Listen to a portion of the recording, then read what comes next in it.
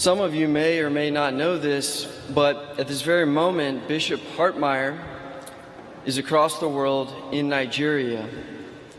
And he is there on a specific mission on behalf of our diocese to take part in something that only a Roman Catholic bishop can do.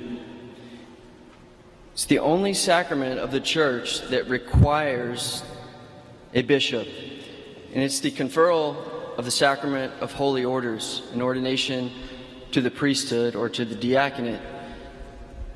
In this case, Bishop will return soon, shortly followed by 3 new laborers for the harvest in our diocese. Our brothers Peter, Solomon, and Theodore will be newly ordained priests coming back to serve the people of God here in Savannah.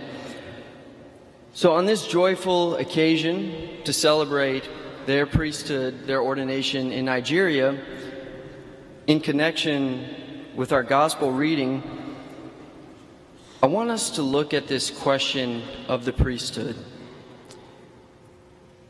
For those of us who have grown up in the Catholic faith, right, the priesthood is something, a truth, a teaching that maybe we take for granted or don't think a lot about. For our Protestant brothers and sisters, however, there is only one priest. Jesus is the one priest. There's no other priesthood. So these questions arise, right? Is the priesthood simply an invention of the Catholic Church? Is there any biblical evidence that suggests that Jesus himself established a ministerial priesthood, a hierarchical priesthood? Spoiler alert, the answer is absolutely yes. Jesus established a very distinct and specific priesthood. And many times, Jesus is often portrayed as kind of a wandering preacher, going from town to town, speaking about God's love, God's mercy, almost drifting in a sense. This is true. Jesus did do that, but it doesn't end there. Jesus was also, at the same time, laying down a very specific and organized foundation, a structure, a chain of command that would serve as a vessel for the authentic truth that Jesus wants the people of God to know. This vessel is the Catholic Church. But for us, 2,000 years removed from the religious climate that Jesus was speaking into, the Jewish religion and that cultural, cultic environment, it's easy for us to miss these basically Jewish billboards about the priesthood that Jesus was teaching them about.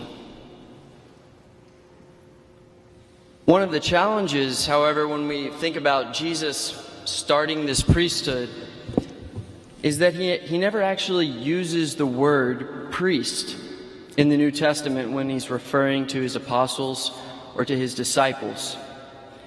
There's a number of reasons for this, but one of the main ones, the one I want to concentrate on, is that there was already another very distinct priesthood that existed at the time. Right? This is the Jewish priesthood that offered sacrifice in the temple in Jerusalem.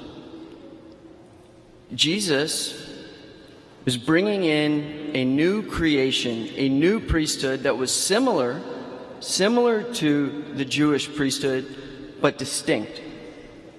Jesus' priesthood was going to look different, so we have to go back 2,000 years. If Jesus begins speaking of priesthood, people already have a certain connotation of what a priest is, what they do, where they work. Jesus' priesthood was going to be different. So this is one reason that we don't see him using the specific word of priest. But as we'll see, the priesthood is unmistakable in Scripture. We could talk about this topic, priesthood in Scripture, priesthood in Jesus, for hours. I will spare you. We're going to cut the corner and take a shortcut. So if someone asked you, where is the priesthood in Scripture, in the New Testament? You just have to remember these numbers: 1, 3, 12, 72. This is the codex that's going to unlock the priesthood for us, and we'll see. If I say to you 4th of July, certain things automatically will come to our minds: Independence Day, red, white, and blue, the flag. If a Jewish person heard 1, 3, 12, 72, immediately they would be thinking of the priesthood. So we begin with 1, 3, and 12. We go to the book of Exodus, and God's chosen people, the 12 tribes of Israel, they are worshiping the golden calf, the sin of idolatry. They had turned their back on God. One of the 12 tribes remained faithful. This was the tribe of Levi. They did not worship the golden calf. So God instructs Moses, my people are going astray. In order to shepherd them, to guard them, protect them, we're going to take the Levites, the faithful tribe, and set them apart. All of the 12 tribes were priestly people, but the Levites were going to be specific priests with specific roles to serve God's people. Ministry of service. The Levites were chosen. And then, from among the Levites, Moses appoints Aaron as the one high priest. So in this group of priestly ministry, Aaron is the high priest, the authoritative voice that speaks on behalf of all of God's people. And along with Aaron, in his inner circle, were his 2 sons.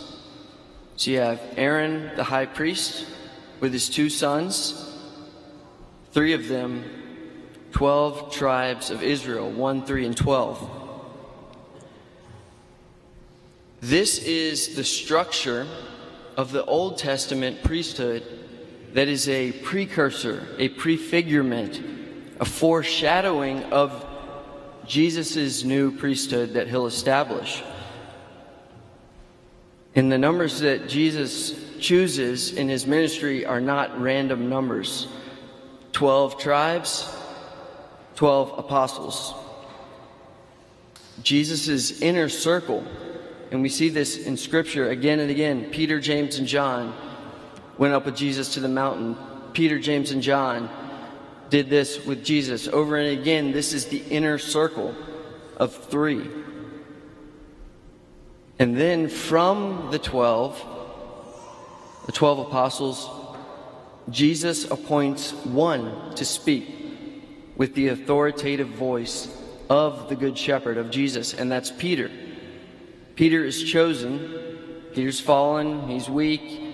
He repents, comes back to Jesus, falls again. He's a weak man, but Jesus appoints him because even though in his weakness he repents and returns to the Lord and is ultimately faithful in the end. So we have Aaron, high priest, Peter, the first pope of the Catholic Church, the Prince of Apostles. Then we get to 72. And we hear this in our gospel today, that Jesus appointed 72 to go out on mission, to go out 2 by 2. Once again, not a random number. Back to Moses. After they had the 12 tribes, the priesthood, they were still overwhelmed in their ministry of taking care of all the people. So Moses appoints 72 to go out and minister to God's people.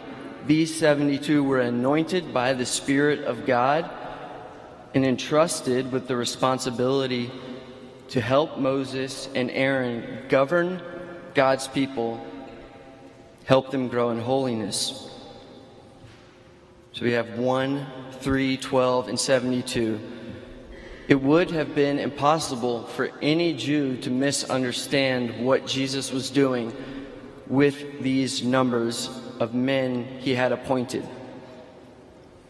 Jesus, in effect, is saying, I am the new Moses.